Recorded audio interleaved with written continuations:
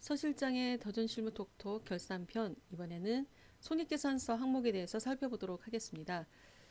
자, 학계잔액 시산표에 가셔서 이 내역을 한번 검토를 해볼 텐데요. 자, 학계잔액 시산표에 나와 있는 계정, 지난 시간에 재무상태표와 관련된 계정에 대해서 살펴봤고요. 이번 시간에는 수익과 비용에 해당되는 손익계산서 항목들에 대해서 살펴보려고 합니다. 자, 손익계산서 항목들 매출액부터 나와 있는데요. 자, 도소매업이기 때문에 상품 매출, 그리고 제조업이면 제품 매출, 서비스업이면 서비스 매출, 건설업이면 공사 수익금, 이렇게 업종별로 매출액에 해당되는 계정 과목이 다르고, 또 여기에 해당되는 매출 금액은 부가세 신고서상에 있는 금액과 같아야 된다고도 했었습니다. 자, 이렇게 해서 매출 계정이 검토가 됐는데요. 혹시 위탁 판매를 하거나 해서 위탁 판매로 수탁자에게 전달된 상품들 중에서 판매 의사가 결정이 됐음에도 불구하고 매출로 안 잡혔거나 이런 것들이 있으면 추가로 매출 누락되지 않게끔 반영을 하시면 되겠습니다. 자, 그러면 이제 비용 과목들인데요. 자, 직원급여, 상여금 이런 계정들은 다 인건비와 관련이 있는 계정들이죠. 그러니까 인건비와 관련이 있기 때문에 원천지수 이행 상황 신고서에 비용과 관련된 계정들이 특히 상용직 급여자료 입력 급여대장과 급여대장에 나와 있던 금액들과 회계 처리된 금액이 같아야 되겠습니다. 그래서 급여대장과 비교해서 검토해 보시면 되겠고요. 자, 복리후생비부터는 이제 구체적인 실제로 사용된 비용들이죠. 자, 복리후생비 여기서부터는 더블 클릭하고 들어가서 월별로 사용된 내역을 하나씩 적요랑 거래처 입력된 걸 보고 판단을 해서 잘못 처리가 된 건 없는지, 소모품인데 들어와 있는 건 없는지, 아니면 접대비 성격이 복리후생비로 들어와 있는 건 없는지, 자, 이런 내역을 하나씩 다 검토를 해가시면서 보시면 되겠습니다. 또 여비교통비도 마찬가지로 출장비와 관련된 계정이 정확하게 들어와 있는지, 아니면 출장비가 아닌 내역이 들어와 있는 건 없는지 검토하시면 되겠고요. 자, 여기서 접대비에 대한 계정은 저희가 잠깐 살펴볼 필요가 있습니다. 접대비 더블 클릭을 하시면, 자, 왼쪽에 날짜 옆에 코드가 있는데요. 접대비는 코드 번호가 정확하게 작성이 되어 있는지를 봐야 됩니다. 자, 왜냐하면 법인세 세무 조정할 때 접대비에 대한 조정을 할 텐데요. 접대비 조정 중에 적여번호가 들어가 있으면 적여번호 들어가 있는 대로 얘가 집계를 해서 접대비 세무 조정에 반영을 하게 됩니다. 자, 그런데 접대비에 대해서 적격 코드가 입력이 되어 있지 않으면, 자, 이것은 적격이라든가 이런 부분을 관계없이 신용카드 등을 사용하지 않은 것으로 보고 바로 제외를 하게 되는 것이죠. 자, 접대비 한도 초과를 계산할 때 한도액은 적격 증빙을 갖추었음에도 불구하고 초과됐을 때 계산을 하는 게 한도 초과액이고요. 아예 접대비로 표시는 했지만 10,000원 초과건에 대해서 적격 증빙을 갖추지 않은 건 그 자체가 바로 부인 대상이 되게 됩니다. 그래서 10,000원을 초과한 금액들이 코드가 등록이 안 돼 있다. 이거는 다 적격 증빙을 갖추지 않은 걸로 보고 부인을 할 수밖에 없는 것이죠. 그래서 접대비 계정은 보실 때 왼쪽에 적격 코드를 반드시 확인해 줄 필요가 있습니다. 자, 그러면 제가 계정 과목 및 적용 등록 들어가서 계정 과목에 세팅이 되어 있는 접대비 계정에 대한 적용 코드를 한번 살펴보도록 하겠습니다. 자, 접대비 계정인데요. 빨간색 계정입니다. 자, 하단에 보시면 1번 거래처 접대비 신용카드 법인 이렇게 되어 있죠. 자,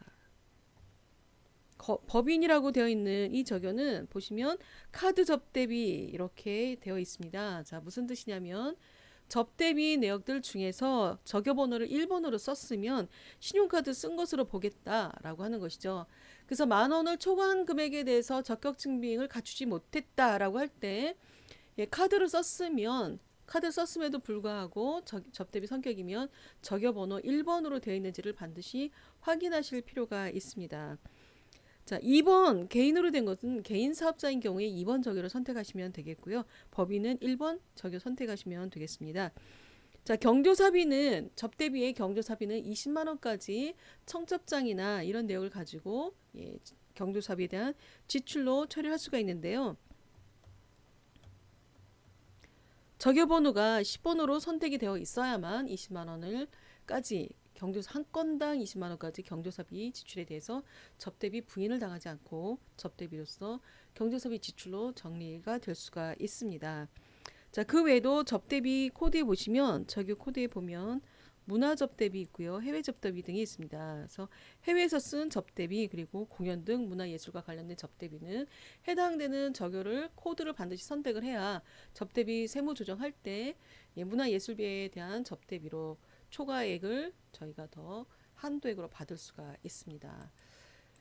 자, 이렇게 해서 저교 번호를 선택한다라는 거 주의하시고요. 그러면 시산표를 보시다가 접대비 계정을 더블 클릭을 해서 자, 보고 있는데 2월 13일 날 여기는 55,000원임에도 불구하고 카드가 쓰인 것으로 집계가 안 돼 있다라고 하면 여기는 저격 코드 1번 이렇게 선택을 해서 확인을 해주시면 되겠죠. 또 10번이 경조사비라고 했고요. 그 다음에 저격번호 통장에서 체크카드 쓴 것도 신용카드 쓴 것으로 보고 처리하시면 됩니다. 한글로 표시되어 있다 하더라도 저격 코드가 입력되어 있지 않으면 다 안 쓴 것으로 보니까 시스템을 쓰실 때는 시스템이 인식할 수 있는 코드를 반드시 선택을 해주셔야 합니다. 자, 접대비에 대해서 카드 썼으면 저교로만 표시하지 마시고 반드시 저교 코드가 정확하게 되어 있나 이렇게 보시면 되겠죠. 자, 이렇게 해서 저교 코드가 다 들어갔는지 보셔야 되겠고요.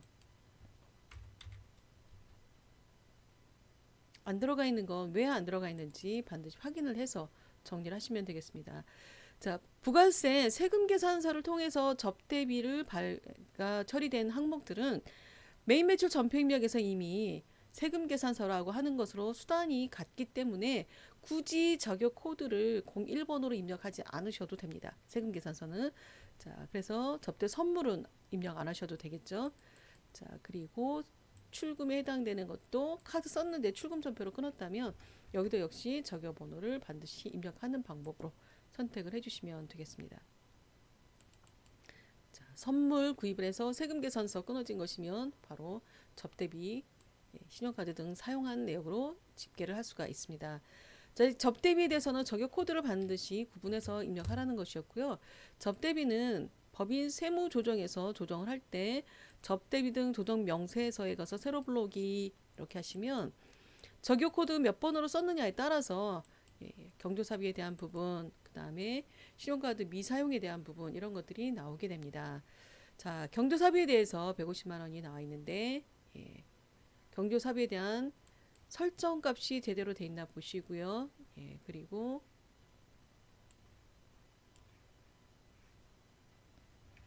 자, 확인 한번 눌러주신 다음에 그리고 나서 접대비에 대한 조정 내역을 검토하시면 되겠고요. 경조사비 등 설정 메뉴 여기 안에 들어가 보시면 경조사비에 대한 부분이 자, 현금 적요나 대체 적요나 나갈 때 적요번호 10번으로 입력한 것을 반영하겠다. 문화 접대비는 12번으로 쓴 내역을 반영하겠다. 해외 접대비는 843번에 적요 코드 몇 번으로 쓴 거를 해외 접대비로 반영을 하겠다. 자, 이렇게 해서 원천징수 영수증과 관련된 부분, 농어민에 대한 부분까지 각각 다 저격 코드를 활용해서 전표를 입력하고 이렇게 쓴 내역을 다시 한번 확인하도록 하고 있다라는 것이죠. 자, 이렇게 해서 저격 코드를 반영하기 때문에 저희가 회계 쪽에서 결산을 하실 때 접대비로 다 되어 있다 하더라도 저격 코드를 한 번씩 더 확인해 주실 필요가 있다라는 것이었고요. 그 다음에 접대비 조정명세서에서는 수익 금액을 기준으로 해서 매출액에 대한 부분을 접대비 한도액을 계산하는데 기본적으로 중소기업 2,400만 원까지이고요. 수익 금액에 따라서 초과되는 금액을 더 접대비 한도액으로 받을 수가 있습니다. 자, 접대비 한도 초과액은 부인을 당하기 때문에 그러면 결국 나중에 법인세 과세 표준에 포함돼서 법인세를 더 납부해야 되는 결과가 된다라는 것이죠. 그래서 접대비 한도 초과액이 나오면 부인당하니까 저희가 회계 쪽에서 접대비 한도 초과액 되기 전에 미리 점검을 해서 접대비가 정말로 한도를 적격 증빙을 갖췄음에도 불구하고 한도 초과액이 됐는지 또는 저희가 복리후생비를 접대비로 잘못 처리한 건 없는지 이런 것들을 다시 검토해서 계정에 대한 내역을 저결을 통해서 검토하시고 정확한 계정으로 수정을 하시면 되겠습니다. 자, 다음으로 임차료라든가 아니면 보험료 같은 경우에는 저희가 기간을 정확하게 넣어줄 필요가 있습니다. 그래서 보험료를 금액을 넣으실 때 자동차 보험료 기간 넣으실 때요. 기간 넣으실 때 적요란을 활용하는데 적요란에 기간을 넣으면서 그냥 보험료 이렇게만 처리하지 마시고 기간이 있는 이자나 임차료나 보험료 같은 기간이 있는 계정들은 적요란에 해당 기간을 반드시 넣어주시면 나중에 결산할 때 도움이 됩니다. 그래서 기중에 발생하는 보험료에 대해서 여기 기간이 2019년 2월 18일부터 2020년 2월 17일까지. 그럼 여기 적요란에다가 기간을 충분히 다 넣어주시라는 거죠. 자, 그런데 이렇게 넣어주시고 결산을 할 때 이제 보험료 비용으로 처리를 했는데 2월 18일부터 12월 31일까지는 올해 기간이 경과가 된 것이고 1월 1일부터 2월 17일까지는 기간 미경과분이 되는 것이죠. 자, 그러면 지출을 할 때 보험료 비용으로 처리했으면 결산을 하면서 기간 미경과분에 대해서 선급 비용으로 적립분계를 해주시면 되고요. 자, 지급을 할 때 보험료가 아닌 선급 비용으로 분계를 했다면 지급하는 시점에서 선급 비용이었으면 기간이 경과된 만큼을 비용 처리해주는 회계 처리를 하시면 되겠습니다. 자, 저는 보험료를 전부 비용으로 처리했기 때문에 결산하는 시점에서 미경과된 만큼을 따져서 선급 비용으로 대체하는 분계를 하려고 합니다. 자, 그러면 여기 전체 기간에 대한 금액이 176만 360원인데요. 이 금액 중에서 미경과된 기간에 대한 금액을 다시 추려내야죠. 자, 그러면 전체 365일 중에서 지급된 금액 곱하기 365일 중에 자, 2월 17일까지 기간에 대한 날짜를 계산해야죠. 1월 달이 31일이고 2월 달이 17일까지 요 기간에 대한 만큼, 그러니까 결국은 48일치만큼이 선납분이라는 거죠. 자, 그러면 176만 360원 곱하기 365분의 48일 계산해서 기간 미경과분에 대한 계산을 해야 되는데요. 자, 요거는 좀 시스템을 활용해 보도록 하겠습니다. 날짜를 정확하게 넣어주시고 법인 조정 메뉴에 가면 자, 선급 비용에 대한 명세서 들어가셔도 되고요. 스마트 세무 조정으로 가시면 여기에 자동화 사전 검토라고 된 부분에서 선급 비용에 대한 정리를 하실 수가 있습니다. 자, 선급 비용 등 계정 검토 그리고 검사 시작 이렇게 하시면 기간에 대해서 선급분에 대한 내역을 조회하실 수가 있습니다.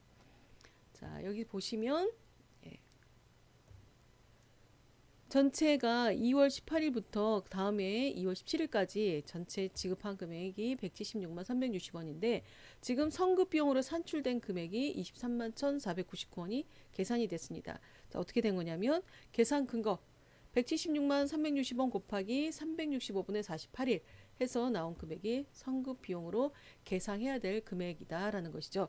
자, 이 금액을 결산을 할 때 차변에 선급 비용 대변에 보험료 231499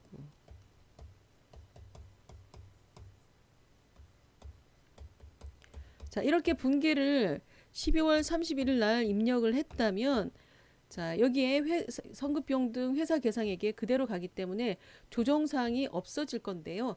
자, 결산할 때 이분계를 안 했다면 또는 다른 값이 들어갔다면 일할 계산이 정확하게 계산이 되지 않았다면 자, 여기 회사에서 계상한 금액을 뺀 나머지가 세무조정 금액이 나오겠습니다. 자, 그래서 저희 결산할 때는 여기 있는 금액을 좀 커닝하시면 되겠죠. 조회 결과에 나와 있는 선급 비용에 해당되는 금액을 일반 전표 입력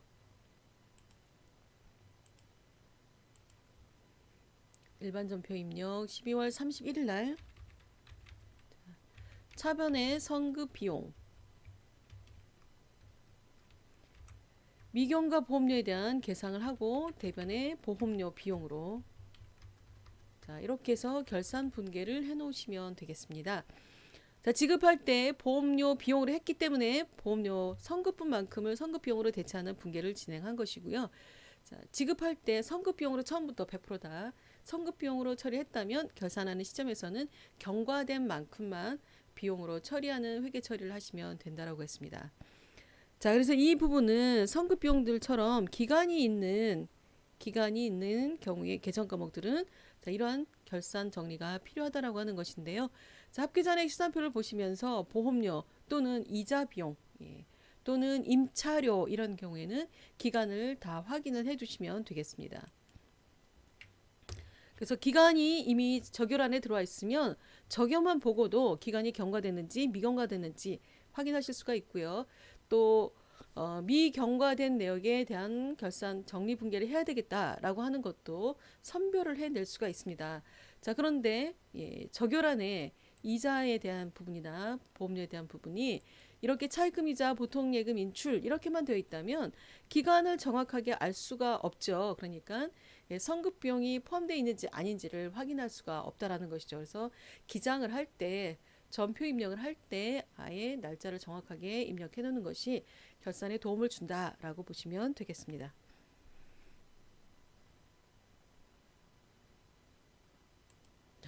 이렇게 해서 수익 비용에 대한 정리를 하고 있는데요. 자, 여기는 없지만 제가 한 가지만 더 설명을 드리려고 합니다. 자, 우리 일반 전표 입력에서 이뤄질 수 있는 건데요. 자, 제가 3월 31일 날 가서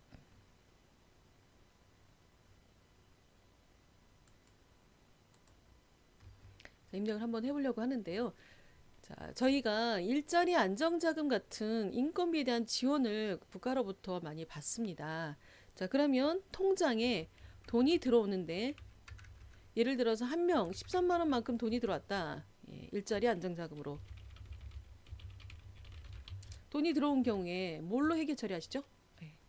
자, 대변에 보통은 잡이익으로 계정 처리를 하시면 되고요.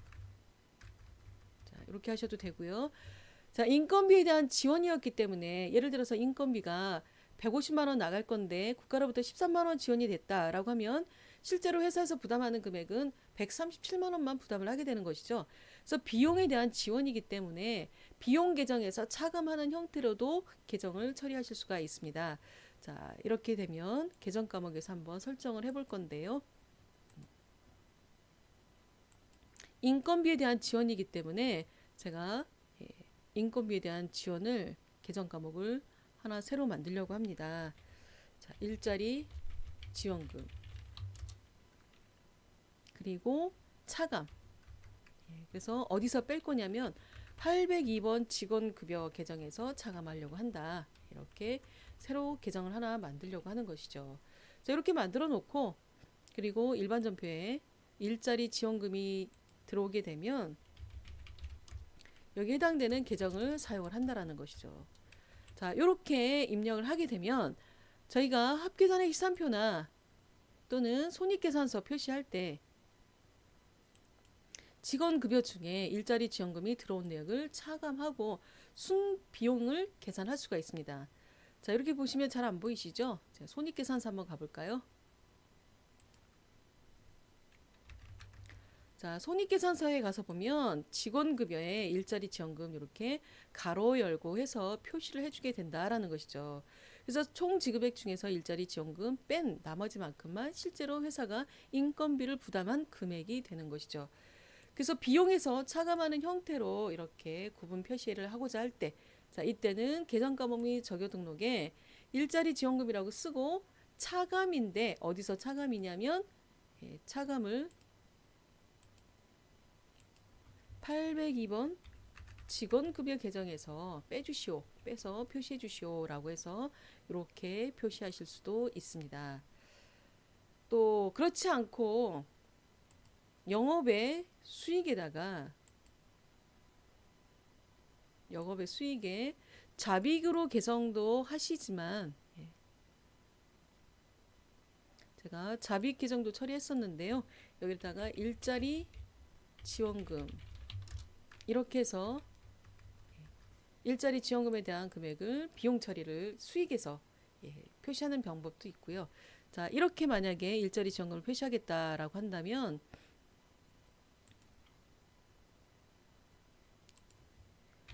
보통 예금으로 이번에는 15만 원 입금으로 입력을 해보겠습니다. 자, 그리고 대변에 일자리 지원금에 해당되는 것을 922번 영업의 수익으로 처리를 할 수가 있겠죠. 자, 이렇게 해놓으면 손익계산서에 가서 보게 되면 급여 차감하는 형태는 차감 계정을 선택했을 때 있고요. 자, 그리고 똑같은 영업의 수익인데 일자리 지원금은 구분해서 표시를 하겠다라고 하는 경우에는 이렇게 구분해서 표시할 수도 있습니다. 결과적으로 단기 순이익은 변함이 없기 때문에 영업의 수익으로 하거나 또는 판매비와 관리비에서 차감하는 형태로 진행하실 수가 있는데요.